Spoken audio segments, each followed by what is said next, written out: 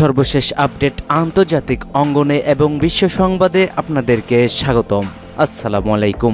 এই মুহূর্তে আমাদের হাতে এসে পৌঁছেছে কিছু ভয়ানক আন্তর্জাতিক সংবাদ। জানিয়ে দিচ্ছি সংবাদ শিরোনাম।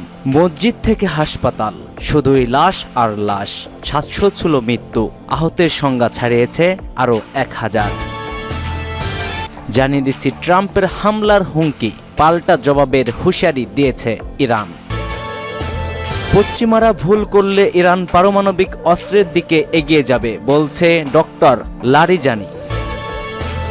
এদিকে সেভেন সিস্টার নিয়ে ডক্টর ইউনুসের মন্তব্যে ভারতীয় রাজনীতিবিদদের প্রতিক্রিয়া। সর্বশেষ জানিয়ে দেব ফিলিস্তিনের সমর্থনে কায়রোয় লাখো জনতার মিছিল। এতক্ষণ শুনছিলেন সংবাদ শিরোনামগুলো, এবার বিস্তারিত। তবে তার আগে কে কোন জেলা থেকে আমাদের ভিডিও দেখছেন এবং শুনছেন জানিয়ে দিন কমেন্ট সেকশনে। একই সঙ্গে কমেন্ট করে জানিয়ে দিন আপনার মূল্যবান মতামতটি। নর্দার্ন থাইল্যান্ড পর্যন্ত কেঁপে উঠেছিল ভূমিকম্পের তাপমাত্রায়। বন্ধ করে দেওয়া হয়েছে মেট্রো ও রেল পরিষেবা। এখনো পর্যন্ত থাইল্যান্ডে 8 জনের মৃত্যুর খবর পাওয়া গেছে। চীনের ইউনান প্রদেশেরও পড়েছে ভূমিকম্পের প্রভাব। কেঁপে উঠেছিল পশ্চিমবঙ্গ, মণিপুরেও।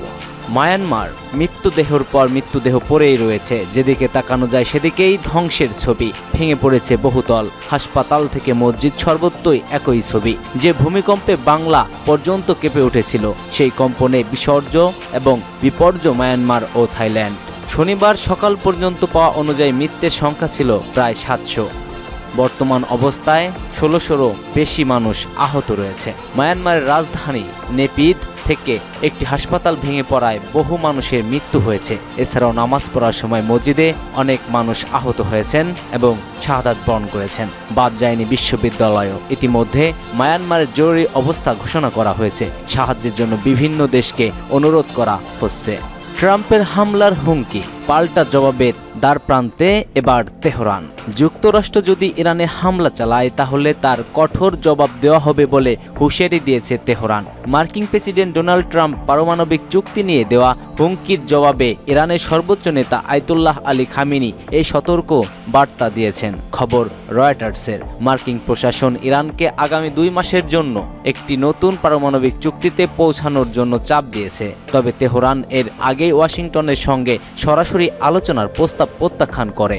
এর প্রতিক্রিয়ায় ট্রাম্প হুঁশিয়ারি দিয়েছেন, যদি ইরান চুক্তিতে না আসে তবে তাদের উপর বোমা হামলা চালানো হতে পারে। পাশাপাশি ইরানের সঙ্গে বাণিজ্যিক করা দেশগুলোর উপর নিষেধাজ্ঞা আরোপ করা হবে। ট্রাম্পের হুমকির প্রতিক্রিয়ায় খামেনি স্পষ্ট করে বলেছেন, যুক্তরাষ্ট্র যদি হামলা চালায় তাহলে এর উপযুক্ত জবাব দেওয়া হবে। তিনি আরও বলেন, আমরা এই হুমকিকে তেমন সম্ভাব্য মনে করি না, তবে যদি তারা কোনো দুষ্কর্ম করে ফেলে তাহলে ইরান কঠোর প্রতিক্রিয়া দেখাতে বাধ্য হবে। গত সপ্তাহে ট্রাম্পের একটি চিঠির জবাবে ইরান ওমানের মাধ্যমে পাল্টা চিঠি পাঠিয়েছে।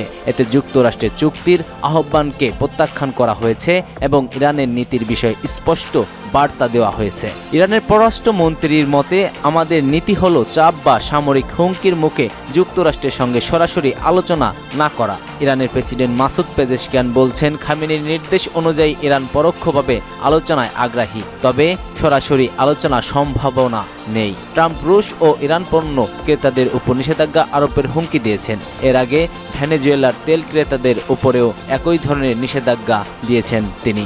ইরানের পররাষ্ট্র মন্ত্রণালয়ের মুখপাত্র ইসমাইল বাঘাই এক পোস্টে বলেন, একজন রাষ্ট্রপ্রধান প্রকাশ্যে বোমা হামলার হুমকি আন্তর্জাতিক শান্তি ও নিরাপত্তার জন্য চরম অমানবিকর।